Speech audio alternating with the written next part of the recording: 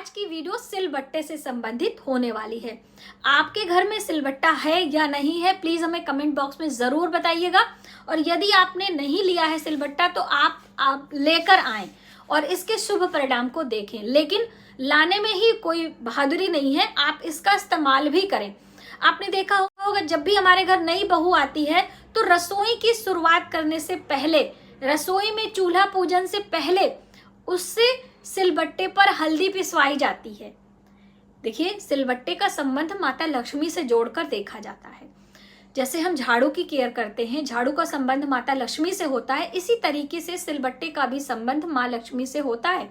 शगुन शास्त्र के अनुसार, देवी भागवत पुराण के अनुसार माता लक्ष्मी सिलबट्टे पर शयन करती हैं, झाड़ू पर खड़ी होती हैं और सूप पर विराजमान यानी कि बैठती हैं। इसीलिए सूप में रखकर कोई चीज दान करते हैं तो उसका पुण्य फल 10 गुना अधिक हमें मिलता है। तो आप सिलबट्टा अपने घर में अवश्य लाएं। लाने का सही दिन होना चाहिए, उसको इस्तेमाल करने का सही दिन होना चाहिए और उसको सही दिशा में रखना भी चाहिए। तो इन सब बातों के लिए आज मैं आपके लिए ये वीडियो लेकर आई हूँ। तो चलिए देर न करते अपने वीडियो की शुरुआत करते हैं। नमस्कार, वेलकम टू माय चैनल। मैं हूँ मनीषा। दोस्तों, आज की वीडियो सिलबट्टे से संबंधित होने वाली है। तो देखिए, सिलबट्टा मसाला पीसने के काम में आता था पहले के समय में, लेकिन अभी लोग मिक्सर का इस्तेमाल करते हैं। तो कोई बात नहीं, आप ले आए।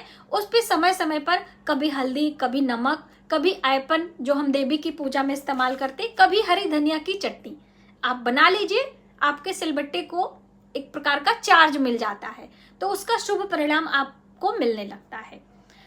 सिलबट्टा लाने का सही दिन कौन सा है? सही दिन है बुधवार का दिन। बुधवार के दिन कोई भी आप पत्थर का चीज लेना चाहते हो, चाहे वो जो आप खल्लड़ लेते हैं वो भी, और चाहे ये सिलबट्टा, दोनों ही एक ही काम करता है, थोड़ा सा आकार प्रकार में बदलाव है। तो बुधवार के दिन आपको लेना चाहिए। आप मान लीजिए आपने ले लिया, आप इसका इस्तेमाल किस दिन करेंगे? तो बुधवार के दिन हम लेकर आते हैं, मंगलवार के दिन इस पे हम पहली बार इस्तेमाल करते हैं। मंगलवार के दिन आप इसका इस्तेमाल करें। और पीसना क्या है आपको, इस पर हम सबसे पहली बार जब हम पीसेंगे, यानी इसको आप अच्छे से धो लीजिए, साफ कर लीजिए। उसके बाद इस पर हम हरी धनिया पीसेंगे, क्योंकि ये बुध ग्रह से संबंध रखता है जो आपका सिलबट्टा है, और बुध ग्रह धन से जोड़कर देखा जाता है। इसीलिए बुधवार के दिन इसे लाने की बात कही गई है।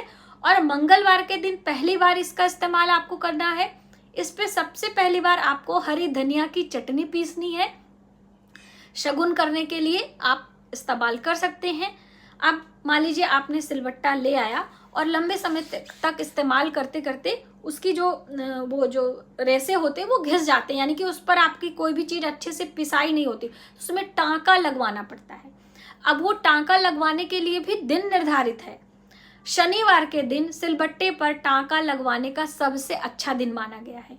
तो यदि आपका सिलबट्टा पहले से है और उस पर आप टांका लगवाने का सोच रहे हैं तो शनिवार के दिन आप सिलबट्टे पर टांका लगवाएं, आपके लिए अच्छा होगा। जब भी आप टांका लगवाएं तो पहली बार उस पर कुछ पीस कर धो लीजिए, क्योंकि छोटे छोटे कण रह जाते हैं पत्थर के, तो वो आपके मुंह में आएंगे और आपको नुकसान पहुंचाएंगे। इसलिए कुछ भी उस पर पीस कर साफ कर लें अच्छे से धोकर, उसके बाद आप उसे अपनी रसोई में इस्तेमाल करें।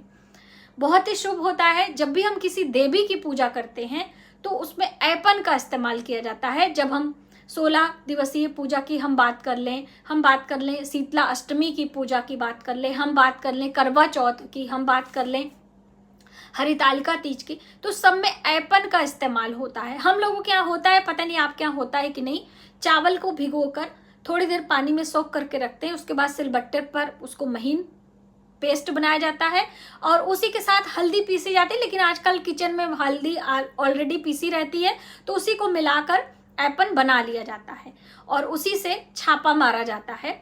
तो इस तरह से उसे ऐपन कहते हैं। तो उस ऐपन को बनाने के लिए भी आप सिलबट्टे का इस्तेमाल कर सकते हैं। सिलबट्टे का पूजन भी होता है अष्टमी तिथि, नवमी तिथि, पूर्णिमा तिथि, और ये सभी तिथियां आप ध्यान से देखेंगे तो माता लक्ष्मी से ही संबंध है इनका। अष्टमी तिथि पर एक विशेष प्रयोग भी होता है, हमने इसके लिए एक स्पेशल वीडियो बनाई है, यदि आपको देखना है तो वो वीडियो हमारी अवश्य देखें। पूर्णिमा तिथि पर लाल कपड़ा बिछाकर और कुछ विशेष चीजें रखकर किया जाता है, इससे आपके घर में धन वृद्धि होने के योग बनते हैं। तो वो वीडियो आप जरूर देखिए, लिंक हम डिस्क्रिप्शन बॉक्स में दे देंगे। तो आपको अपने घर में सिलबट्टा कब लाना है ये पता चल गया, और कब टांका लगवाना है और कब इस्तेमाल करना है। अब बारी आती हम अपने घर में सिलबट्टा कहाँ रखें।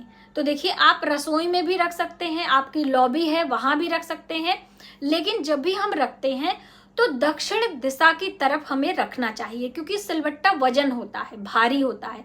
इसे दक्षिणी दीवार से लगाकर पश्चिम दीवार पे भी लगा के रख सकते हैं। यदि दक्षिणी दीवार पर आपको जगह नहीं है तो दक्षिण पश्चिम की तरफ आप इसे रखें, और हमेशा सिलबट्टा को खड़े करके रखना चाहिए, कभी भी लिटा कर नहीं रखना चाहिए। सिलबट्टा इस्तेमाल करेंगे लिटा के, और फिर जब उसे रखना होगा तो खड़ा करके रखेंगे। और जो उसका बट्टा होता है जिससे हम घिसते हैं, जिससे हम पीसते हैं, कभी भी सिलबट्टे से उसको अलग नहीं करना चाहिए। एक जोड़े के रूप में, जैसे कि हम बात करें तवा और चिमटा, साथ में जोड़े से जब भी दान पुण्य होता है तो अकेले तवा नहीं दिया जाता और ना ही अकेले चिमटा साथ में देते। इसी तरीके से जब हम जूते का दान करते हैं, वैसे तो जूते का दान बहुत रेयर किया जाता है, तो सॉक्स दिया जाता है उसके साथ में, अकेले जूते का दान नहीं करते, इसीलिए उसके साथ सॉक्स देते। इसी तरीके से सिलबट्टे में केवल सिल नहीं, उसके साथ उसका बट्टा भी महत्व रखता है। तो सिलबट्टे को कभी भी अलग नहीं रखना चाहिए, एक साथ करके आपको रखना है। तो क्या क्या हमें सावधानियां रखनी है। पहली कंडीशन की, सिलबट्टे को कभी भी जूठा नहीं रखना, यानी कि कोई पूड़ी परेठा या जो भी आप बनाए बगल में आपके रखा है तो आप उसमें रख दीजिए, सिलबट्टा जूठा हो जाता है।